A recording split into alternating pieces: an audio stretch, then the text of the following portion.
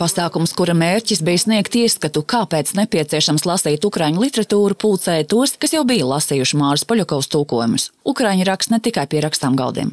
Dzejnieks Maksims Krivcevs gāja bojā dzejodams pie šaujamlūkas kopā ar savu rudo kaķi frontē. Un frontē rakstnieku ir daudz. Piemēram, vēl kāds stāsts. Viņš faktiski dzejā pieraksta to, ko viņš ir dzirdējis. No cīņu biedriem viņš karoja. Viņš karoja vēl līdz šim pavasarim, bija armijā, un tad viņam sprādzienā savainoja labo roku pie tam, tā kā bija vajadzīgas daudzas operācijas, un pēc tam viņš ir demobilizējies. Bet viss šis viņa dzejoļu krājums, ko sauc Te bijām mēs, Тут были мы, ir lūk par šo te viņa un citu pieredzi karā. Un man par Droņu ir sevišķi grūti runāt, jo viņš ir precīzi mana vecākā dēla vecumā. Un tādēļ visu, kas ar viņu notiek, un teiksim, visu, ko viņš raksta un ir piedzīvojis, es pielaikoju kā māte, teiksim, tam. Viņš ir 2 dienas vecāks par manu vecāko. 24 gadi.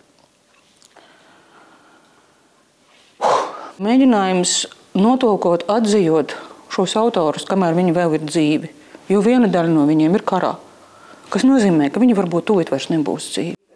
Ventspils galvenajā bibliotēkā sapulcējušies filologi, pedagogi un lasītāji. Turpat blakus prāva Māras Poļakovas tulkojuma izstāde grāmatu vākos.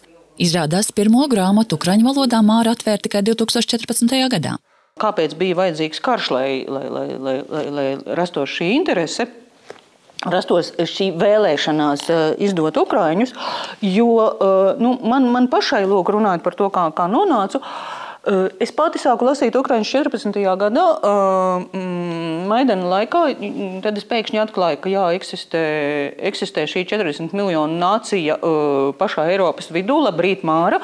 Pirms tam mani nekas postsovietisks nebija interesējis. Bet tur jau bija tas pats.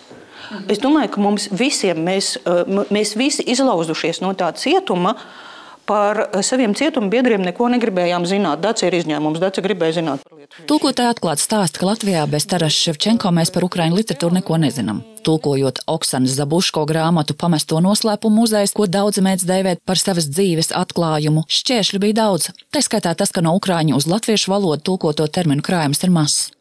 Šo es arī izlasīju pirms gandrīz 10 gadiem. Un es pat neatceros, vai es riskēju viņu kādam piedāvāt, jo piedodiet 816 lapuses. Ja? To neviens, ir ļoti maz izdevēji, kas ir pietiekami drosmīgi, lai kaut ko tādu uzņemtos. Pirms šiem 10 gadiem man viņa ārkārtīgi patika šī grāmata. Es atceros to zemestrīces sajūtu, kad vienā brīdī tās abi tie slāņi sagāja kopā, kad viņi sakrustojās. Man skrēja skudriņas un likās, ka tur notiek kaut kas fiziski sajūtams tajā brīdī, teiksim, telpā man apkārt. Bet fantastiskas, neticamas sakritības pēc šī bija apgāda iniciatīva. Nevis mana. Man piezvanīja un teica, Māra, vai tu zini tādu autoru un tādu grāmatu? Un es kliedzu klausulē. Jo es ne tikai zināju, bet, teiksim tā, es pat necerēju. Mārai ir sajūta, ka viņa aizpild milzīgus plankumus Ukrainas kontūru kartē, bet šīs tautas vēsturē simtiem gadu Ukraiņus dēvē par mazkrieviem un valodu uzskata par krievu valodu, kas sabojāta ar poļu valodas ietekmi. Bet principā tā situācija bija absolūti traģiska. Mecenāts un agronoms, es vairs neatceros, un, man liekas, pirmā Ukraiņu laikraksta izdevējs Jevgens Čikalenko ap 1900. Gadu rakstīja, ka visā Kijivā ir 5 ģimenes, kuras runā ukrainiski. Visā Kijivā 5 ģimenes. Vispārēji krieviski. Vakars ar tulkotāju ielga, jo viņi gribēja sākt ar izaicinājumu iztulkot ukraiņu darbus. Mana doma, izdomājot šo darbiņu, bija nevis labāko atzījojumu konkursu šeit, bet lūk, šī te pusstunda kopā ar tekstu. Jums katram šī pusstunda kopā ar tekstu, kopā ar ukraiņu autoru, par kuru jūs iespējams līdz pirms šī vakara neko nezinājāt. Neskatoties vārnīcā. vienkārši izlasīt, sajust, kā teksts strādā uz jums, vienalga, cik daudz jūs saprotat. Pēc tam lasīt ar vārnīcu un sākat rakstīt, teiksim, versiju par šo tekstu. Skatīties, kā sanāk un tam līdzīgi. Un pašās beigās, kad jums šī versija ir gatava, paņemiet lūdzu telefonus un apskatieties, ko jūs varat izlasīt par autoru beigās.